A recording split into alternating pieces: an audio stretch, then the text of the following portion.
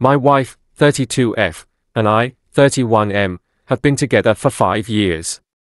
I'm fed up with my wife's chronic lateness to many things. It's really annoying and grates on my nerves.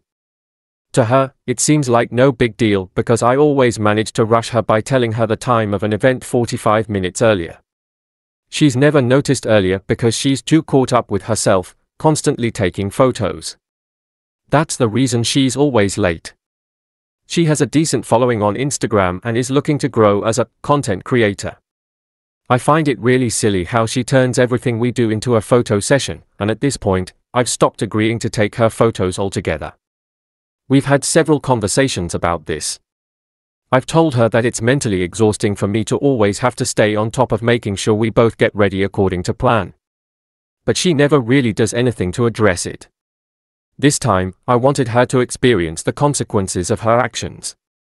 This month alone, we've been embarrassingly late to events 2 times, and this time was the first she realized I hadn't been honest about the timing because I used to give her an ETA 40 minutes earlier. A week ago, I told her I wouldn't be doing that anymore and that I expected her to act like an adult and be more responsible. It was her birthday this weekend, and I got her tickets to an event featuring several performers, including her favorite artists in the first act. This time, as I'd already told her before, I didn't give her the extra 40-minute buffer. I expected her to remember our conversation and store that information in her head to plan accordingly. Instead, she did her whole influencer routine, decorating our room, setting up studio lights, dressing up, and taking photos. The whole time, I knew she was missing out on her favorite artist because she didn't take me seriously. It was so ironic that I didn't even feel like reminding her. I'm done with the mental burden of always rushing and planning. We arrived, and she realized what had happened.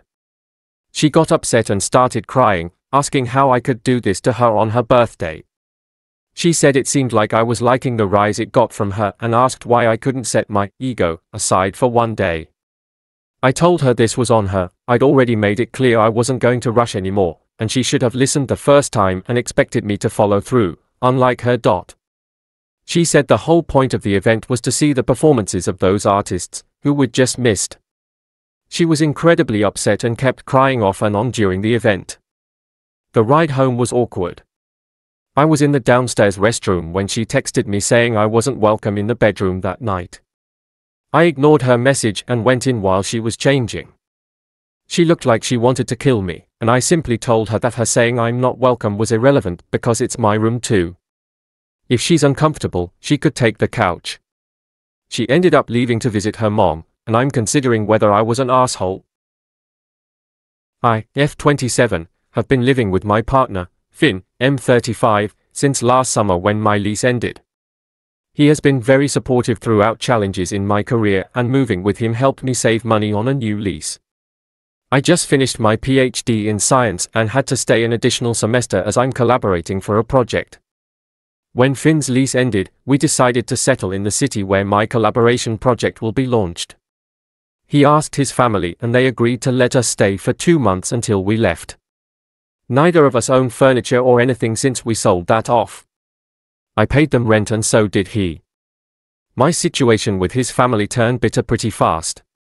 I noticed deodorant skid marks on a shirt of mine and also a scent, not sweat, just perfume, that doesn't belong to me on a lace blouse. So somebody had been wearing my clothes.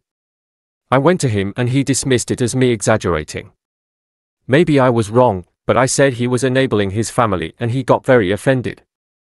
I resorted to putting all my belongings back inside my luggage and locking it, and it never happened again.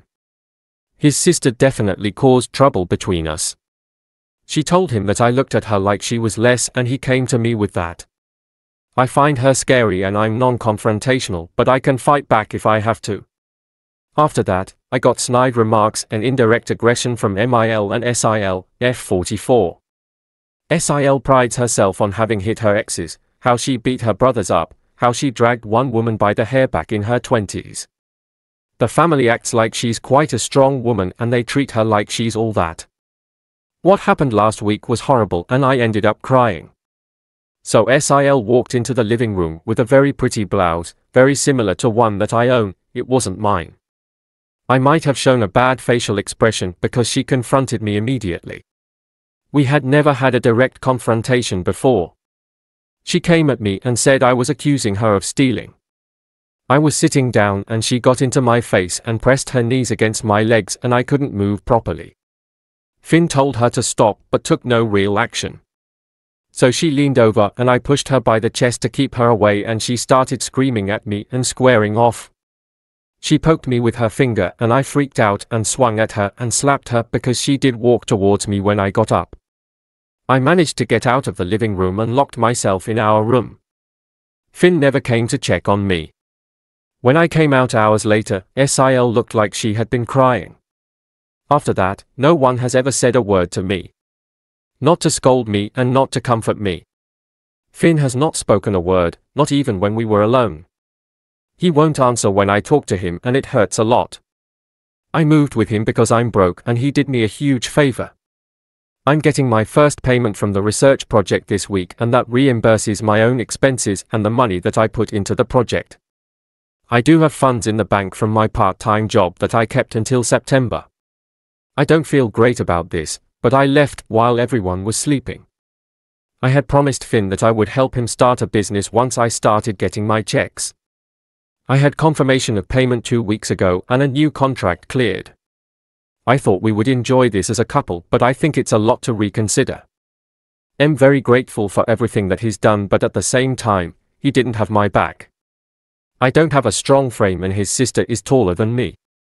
I think I lucked out getting out of that situation, but she could have gone crazy and messed me up.